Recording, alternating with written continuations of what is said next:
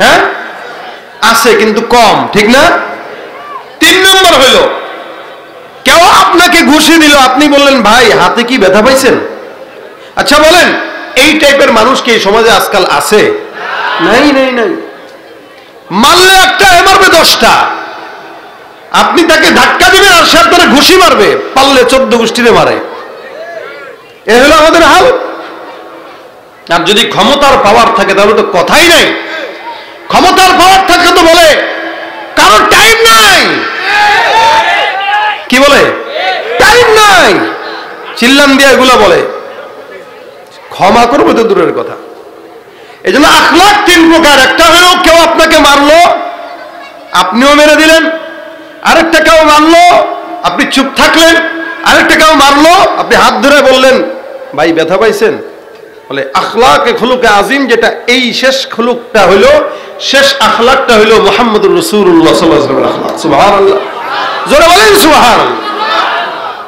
যার কারণে এক ইহুদি পয়গম্বরের বাসায় আসছে। পয়গম্বর আরবি সাল্লাল্লাহু আলাইহি ওয়াসাল্লামের আদত ছিল মেহমান ছাড়া কোনোদিন খাইতেন না। রাস্তাঘাট থেকে মেহমান ধরে এনে বাসায় সুন্দর করে খাবার খাওয়াইতেন। আমাদের অবস্থা তো এরকম, মেহমান আসলে আমরা আরো বিরক্ত হই, কদিন পর গেলে মেহমান আসে। আর বিবিরা তো খুব মেজাজ খারাপ করে অনেক সময়, অনেকে দেখা যায় মেহমান খাওয়াইতে চায় না। কিন্তু রাসূল মেহমান ছাড়া খাইতে বসতেন না। তো মেহমান আসছে, রাসূল করিম সাল্লাল্লাহু আলাইহি ওয়াসাল্লাম খাবার দাবার দিলেন, রাত্রিবেলা ঘুমানোর জায়গাও দিয়ে দিয়েছেন। মেহমানটা হলো ফাজিল মেহমান।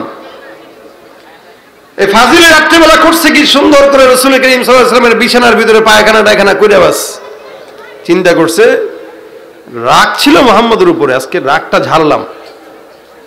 পায়খানা কইরা টইরা ভরা দৌড়, যাওয়ার সময় কিছু একটা রেখে গেছে। রাসূল করিম সকালবেলা উঠে তাকায় দেখে আরে বিছনাদের সব নষ্ট। এটা কি? রাসূল বলে আহারে কত জানি কষ্ট পাইল বেচারা, পায়খানা করে চলে গেল, হয়তো ভয়ে চলে গেছে আমি যদি কিছু বলি। কিন্তু চোর মশাই যখন, এই শয়তান যখন সামনে গেছে, তখন মনে পড়লো কিছু একটা রেখে আসছি। আবার রাসূলের ঘরে চলে আসছে।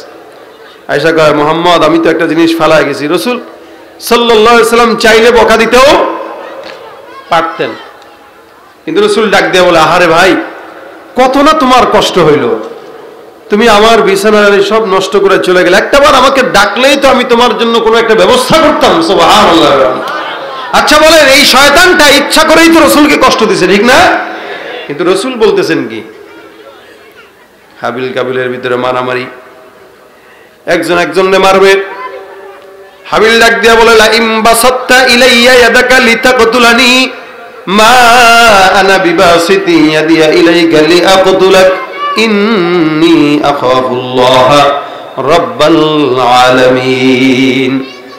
একজন আরেকজনকে মার দিবে, আঘাত দিবে। হাবিল ডাক দিয়া বলে আমাকে তুমি মারবা, কিন্তু আমি তোমার গায়ে হাত বাড়াবো না। আরেক ভাই মনে করলো তোমার মনে হয় শক্তি নাই। হাবিল ডাক দিয়া বলে আমার গায়ে রক্ত আছে, মাংস আছে, শক্তিও আছে, কিন্তু তোমাকে আমি কেন মারবো না? বলে আমি আমার মাওলারে ভয় পাই। কারে ভয় পাই? জোরে বলে, আর জবান খুলে বলে। দুনিয়ার জমিনে প্রত্যেকটা মানুষের ভালোবাসা শত্রুতা যা হয় কার জন্য হবে? আর জবানটা খুলে বলেন কার জন্য? আল্লাহ পাকের জন্য হবে। এ মুসলমান, হাবিল ডাক দিয়া বলো তুমি আমাকে মারলা, কিন্তু আমি তোমাকে মারবো না। কেন? ইন্নী আখাফুল্লাহ রাব্বাল আলামিন। তুমি আমাকে হত্যা করার পর আমি তো তোমার দ্বারা মাজলুম হয়ে গেলাম, তুমি তো জালেম হয়ে গেলা।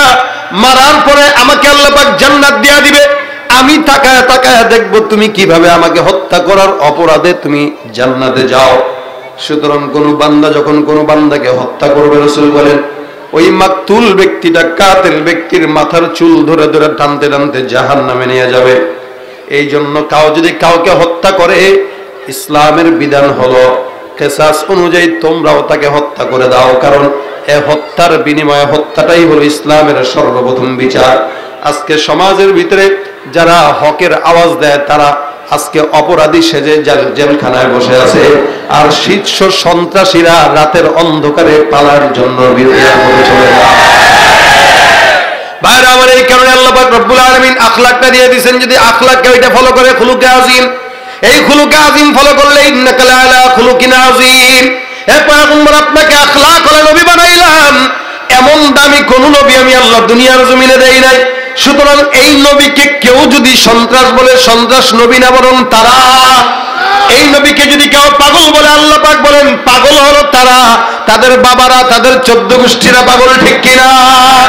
আল্লাহ পাক বলেন মা আনতা বিনিআমাতি রাব্বিকা বিমাজনুন। হে পয়গম্বর, আমি আল্লাহ পাক রব্বুল আলামিন বললাম, আমি আল্লাহ আসমানের কসম খাইলাম, জমিনের কসম খাইলাম, পাহাড়ের কসম খাইলাম। আল্লাহ পাক রব্বুল আলামিন কসম খেয়ে খেয়ে বলেন আল কলামি ওয়া মা ইয়াসতুরুন মা আনতা বিনিআমাতি রাব্বিকা বিমাজনুন। হে পয়গম্বর, যারা আপনাকে পাগল বলে, আপনার রবের দয়া আপনি পাগল না। যারা আপনার আদর্শকে, আখলাককে পাগল বলে, আপনাকে পাগল বলে, তারা পাগল, তাদের বাপ দাদা 14 গোষ্ঠী পাগল। সুতরাং রাসূল করিম সাল্লাল্লাহু আলাইহি ওয়াসাল্লামকে আল্লাহ পাক সম্মান দিয়া, মর্যাদা দিয়া আখলাকওয়ালা বানায় দিয়েছেন। চরিত্রের সর্বপ্রথম আল্লাহ পাক রব্বুল আলামিন পয়গম্বরকে ওই জায়গায় উপনীত করেছেন। এই কারণে রাসূলের চরিত্রের ভিতরে বেঈমানেরা পর্যন্ত কালেমা দিতে পারে নাই। আবু জাহল বিশ্বাস করত মুহাম্মদ আল আমিন, আবু লাহাব বিশ্বাস করত মুহাম্মদ সত্য নবী, কিন্তু মানত না। আজকে ইহুদি নাসারাও বিশ্বাস করে মুসলমান ভালো জাতি, কিন্তু তারা মুসলমানের গায়ে সন্ত্রাসী তকমা লাগায়। কেন জানেন? তারা যত সন্ত্রাসী কার্যক্রম করে সেগুলাকে ঢাকার জন্য দিন শেষে মুসলমানদেরকে সন্ত্রাসী বলে।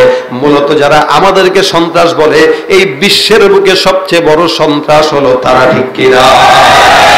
যতই কিছু আমাদেরকে বলুক, এই আহলে ওলামা একরাম যারা আছে, এদেরকে ছাড়া তো কবরেও লাশ রাখা সম্ভব নয়।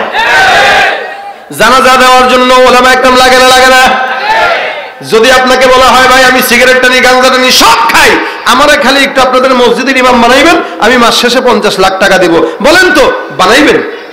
যে ওপেন গাঁজা খায়, ওপেন সিগারেট টানে, দাড়ি নাই, কিচ্ছু নাই, 50 লাখ টাকা দিলে মেমোদি পাওয়া যাবে? 50 লাখ টাকা দিয়ে দেশে নমিনেশন পাওয়া যায়, কিন্তু মসজিদের ইমামতি পাওয়া যায়? এই জন্য কেউ যদি ওলামা একরাম নবীর ওয়ারিসদের বিরোধিতা করেন, আপনি এই কথাটা বলে যান আপনার সন্তানকে যে দুনিয়াতে আমার ওলামা একরাম মজা লাগতো না, টুপিওয়ালা ভালো লাগতো না, কোরআন হাদিস ভালো লাগতো না, সুতরাং আমার জানাজা যেন কোনো ওলামা একরাম না পড়ায়। দেখবো আপনার লাশ কিভাবে কবরে যায়। ওই লাশ তো কোনো ওলামা একরাম না পড়াইলে কুকুর, শুয়োর, কাক, বিড়াল খাবে, কোনো জানাজা দেওয়ার লোক পাওয়া যাবে না। জন্মের পরে কানে আজান কি দেয়নি, তুমি মৌলবাদী ছাড়া হওনি। জন্মের পরে কানে আজান কি দেয়নি, তুমি মৌলবাদী ছাড়া হওনি। আবার মরণের পরে জানাজা পড়াবে, তখন কোথায় পালিয়ে যাবি? বিদ্রোহী, বিপ্লবী, মৌলবাদী, কেন জঙ্গিবাদী, ঠিক কিনা? এবার আমার যদি সুন্নত মানতে যায় জঙ্গি হওয়া লাগে, রাজি আছেন কারা কারা? সুন্নত মানতে যায় যদি কেউ গালি দেয় তাও রাজি আছি না ইনশাআল্লাহ? সুন্নত তো মানবেন, কিন্তু মুখেও তো দাড়ি নাই, আছে না নাই? এখানে যদি একটা পুলিশ আসে, কোন প্রকার ড্রেস নাই, পিস্তলও নাই, দাম দিবেন কেউ? কিন্তু যদি ড্রেস থাকে, পিস্তল একটা থাকে, একটু ভয় পায় না? পায় না? কেন? ইউনিফর্মের আলাদা একটা গুরুত্ব আছে। আমি জুব্বা আর পাগড়ি পরে কি আপনাদের সামনে সিগারেট টানতে পারবো? আপনারা পারবেন, কিন্তু জুব্বা নাই, পাগড়ি নাই, টুপি নাই, দাড়ি নাই, সিগারেট টানবে না? টানবে না কেন? যেহেতু সুন্নতের কোনো পোশাকই নাই, টানাই যায়। আর যদি টুপি একটা মাথায় দেন, সিগারেট ধরাইতে একটু না একটু দ্বিধা লাগবে, যে টুপিটা মাথায় দিয়ে কেমনে সিগারেট খায়। এরপরও আমাদের সমাজে কিছু মুরব্বীদেরকে আমরা দেখি মাঝে মাঝে মসজিদ থেকে বের হইতে পারে নাই, সিগারেট ধরাই ফেলছে, টুপি মাথায় দাঁড়িয়ে আছে, সিগারেট ধরাইতেছে। আরে ভাই, সিগারেটটা খেলেও তো টুপিটা খুলে খান। কিন্তু এরপরেও কিছু অধিকাংশ ক্ষেত্রে যখন লিবাসুত তাকওয়াটা শরীরে থাকে, তখন গুনাহ করতে গেলে একটু হইলেও দেমাগে বাধা দেয় না? দেয় না? দেয়। তাহলে আমি যদি জুব্বা পাগড়ি পরে আপনাদের এলাকায় কোনো মানুষ এমনিই হাঁটলো, সাধারণ কোনো মানুষ দেখলে একটা সালাম দিবে না? দিবে না? আর এটা না থাকলে দেয়? সহজে দেয় না। ঠিক তেমনই ভাবে দাড়ি নাই, টুপি নাই, সুন্নত নাই, কবরে গেলে কবু ফেরেশতারা আল্লাহ এই চেহারা তো বুশের মতো লাগে, কি ঠিক না? এই চেহারা ডোনাল্ড ট্রাম্পের মতো লাগে, বারাক ওবামার মতো লাগে, সাকিব খানের মতো লাগে। আল্লাহ বলবেন যার মতো লাগে তার সঙ্গে জান্নাত দিয়ে দাও, জাহান্নাম দিয়ে দাও, যাও। আর কবরে যাওয়ার পর যদি দেখে দাড়ি আছে, আমল তামল কম, সুন্নত আছে, ফেরেশতারা বলবে আল্লাহ চেহারা সুরত তো বলে রাসূলের সঙ্গে মিল, আল্লাহ বলবে বিনা হিসেবে রাসূলের সঙ্গে জান্নাত দিয়ে দেয়। কারণ ওর তাকওয়ার লেবাসটা তো আছে অন্তত, আর কিছু ধরুক বা না ধরুক ও রাসূলের সুন্নতের লেবাসটা তো অন্তত গায়ে দিছে। তো অনেক সময় পোশাকের কারণেও যদি দুনিয়ার জমিনে সম্মান পাওয়া যায়, তাহলে ইনশাআল্লাহ কিয়ামতের ময়দানেও ফেরেশতাদের কাছে সম্মান পাওয়া যাবে। ঠিক কিনা জানো বলেন? এই জন্য রাসূলের সুন্নত মানবো না মানবো না, দাড়ি রাখবো না রাখবো না।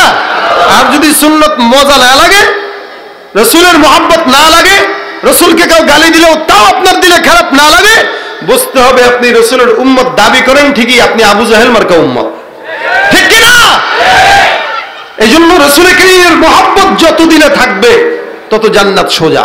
যত, এই জন্য রাসূল বলেন যতক্ষণ আমি রাসূলের মতো খাওয়া না খাবা, আমি রাসূলের মতো পোশাক না পরবা, আমি রাসূলের মতো হাঁটা চলা না করবা, লা ইউমিনু আহাদুকুম হাত্তা ইয়াকুনা হাওয়াহু তাবান লিমা জিতু বি।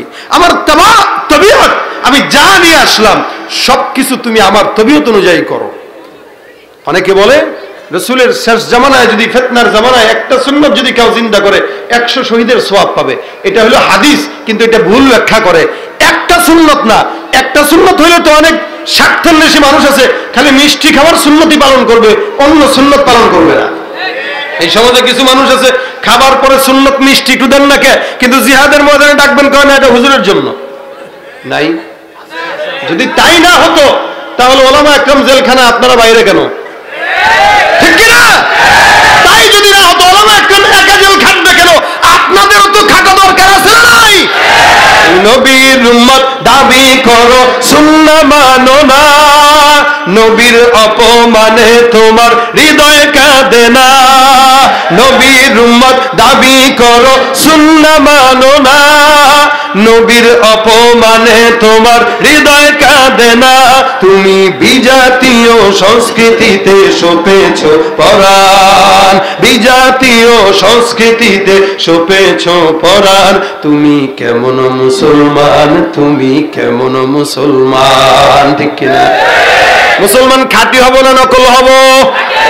আল্লাহ আমাদেরকে খাঁটি মুসলমান বানাক, জোরে বলেন আমিন।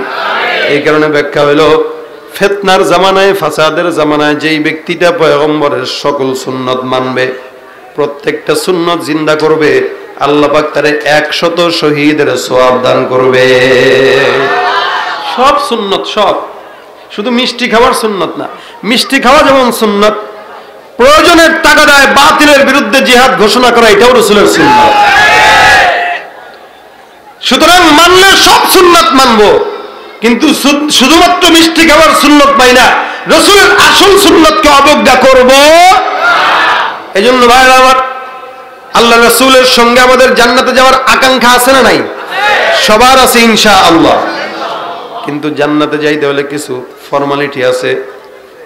এ মুসলমান, একটা গাছও কিন্তু খেজুর গাছ রাসূলের সঙ্গে জান্নাতে যাইতে চায়। রাসূল করিম সাল্লাল্লাহু আলাইহি ওয়াসাল্লামের সঙ্গে জান্নাতে সাহাবা একদম সবাই যাইতে চায়, আমরাও যাইতে চাই। এই কারণে আমাদের উস্তাদরা আমাদেরকে দর্শে বলেছেন, রাসূলের সঙ্গে মোহাব্বত যদি লাগাইতে চাও তাহলে একটা কাজ বেশি বেশি করবা। যে আমলের কথা বললাম, এমন একটা আমল যেটা আল্লাহ নিজে করে, দুনিয়ার অন্য কোনো আমল নাই যেটা আল্লাহ করে, কিন্তু একটা আমল আল্লাহ নিজেই করে। সেটা কি? বলে রাসূলের উপরে দুরূদ। এই কারণে রাসূল করিম সাল্লাল্লাহু আলাইহি ওয়াসাল্লাম বলেন, মান সাল্লা আলাইয়া সালাতান ওয়াহিদা সাল্লাল্লাহু আলাইহি আশারা। কোন বান্দা যদি আমার উপরে একবার দুরূদের আমল করে, আল্লাহ পাক তার উপরে 10 বার রহমত নাযিল করে দিবে। তাহলে আমাদের আজকে যা এতক্ষণ শুনলেন, অনেক গজল শুনছেন, সবকিছু শুনছেন, এ কারণে আমি আর তেমন বেশি বেশি গাইতেছি না, কারণ শুনতে শুনতে আপনারা অস্থির হয়ে গেছেন। বহুত গজল শুনছেন আজকে। শোনেন, কথা শুনেন।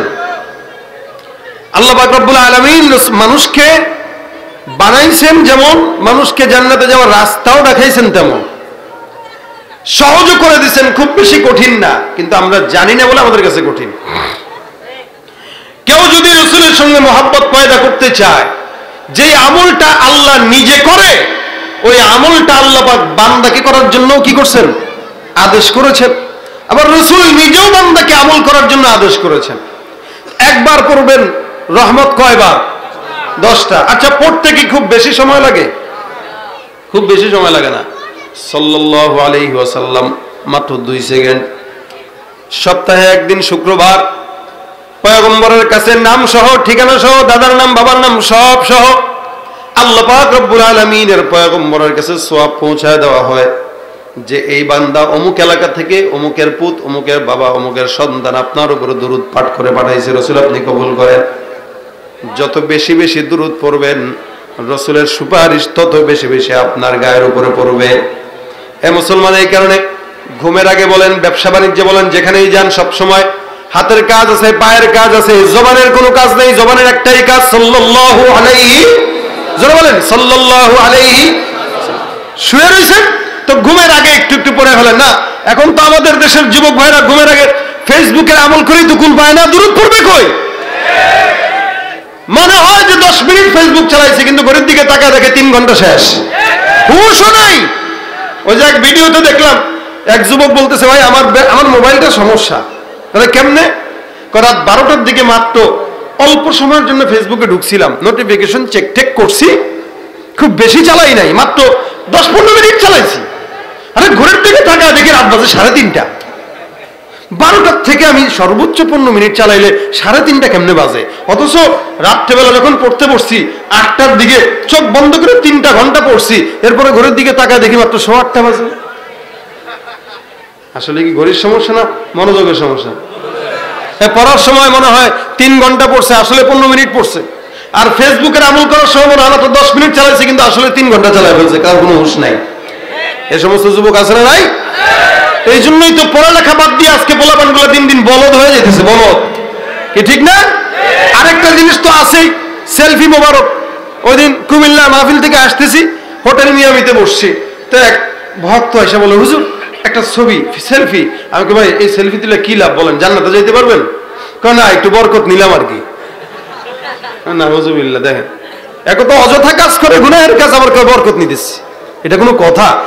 কাজের কাজ হইতো একটা কথা ছিল যে প্রয়োজন একটা কথা না, এমনি তুলবে তো মোবাইলটা এমনি ধরতেছে, হ্যাঁ এমনি তুলবে, তো তুলে ধরতে বিসমিল্লাহির রহমানির রহিম। আমি কই হায় হায়, আপনি বিসমিল্লাহ বলেন কি? আমি আউযুবিল্লাহ বলেন? হুজুর না, আপনার সাথে একটা ছবি তুলতেছে, বিসমিল্লাহ বলি, সেলফি তুলে বিসমিল্লাহ বললা। তো সব কাজে তো বিসমিল্লাহ বললে হয় না। কেউ যদি জেনা করার সময় বিসমিল্লাহ বলে, সওয়াব না গুনাহ? মদ খাওয়ার সময় যদি বিসমিল্লাহ বলে, সওয়াব না গুনাহ? তো গুনাহের কাজে যদি বিসমিল্লাহ বলে, এটা আরো ডাবল গুনাহ, ঠিক না? পড়ালেখা নাই তো, যার কারণে ফেসবুকের সময় দিতে দিতে এখন সবগুলা বলদ হয়ে গেছে। আগে সময় পাইলে বই পড়তো, সময় পেলে উপন্যাস পড়তো, একটু বন্ধু বান্ধবদের সাথে গুরুত্বপূর্ণ কথা বলতো, আর এখন সময় পাইলে ফেসবুক মোবারক চালায়, আছে না নাই? ডিজিটালে বাংলাদেশে কত কিছু দেখার আছে, দেখতে গেলে শেষ হবে না, অল্প দেখো ভাই। পোলা মাইয়া জোয়ান বুড়া একই রোগে খাইছে ধরা, আধুনিকতার হাওয়া গায়ে লাগছে তাই। যে যাই কিছু বলুক না কেন গায়ে লাগে না, আমরা কিন্তু চালাক জাতি, মোটেও ভয় পাই না। আমগো দেশে আমগো দেশে ফেসবুক আছে, আমরা বলদ না। আদব আখলাক কারে বলে কিছু জানে না, বড়দের সম্মান করা মানতে পারে না। একজনে একাধিক আইডি চালায় ভাই, ফেক আইডির নাম কত প্রকার তারও জানা নাই। আর জওয়ান মরদ পোলায় সাজে ফেসবুকে তে মাইয়া, আর মাইয়ারা সব পোলা হইছে ফেসবুকে পাইয়া। কি এক আজব জামানাতে আমরা পড়লাম ভাই, আর কোনটা ছেলে কোনটা মেয়ে চিনার উপায় নাই। এই সুবিধা ফেসবুক দিছে, আর কেউ দেবে না। আমগো দেশে ফেসবুক আছে, আমগো দেশে ফেসবুক আছে, আমরা বলদ না। লাইক কমেন্ট আর শেয়ারের দামটা অনেক বেশি, যে যত লাইক পায় সে হয় তত সেলিব্রিটি। কেউ বা আবার লাইক কমেন্টের ভিক্ষার ঝুলি নিয়া, মাছের ছবি দিয়া কইব আমিন লেখেন মিয়া। আর জোকার মিয়া ফল ফলোয়ারের সুযোগ কইরা দিছে, তাই ফ্রেন্ড লিস্টে না ঝুইলা থাইকা চুপচাপ থাকবা বসে। কালা মাইয়া ধলা সেজা প্রোফাইল দে ছবি, সেই ছবি দেখা পোলাপান সব হইতাছে আজ কবি।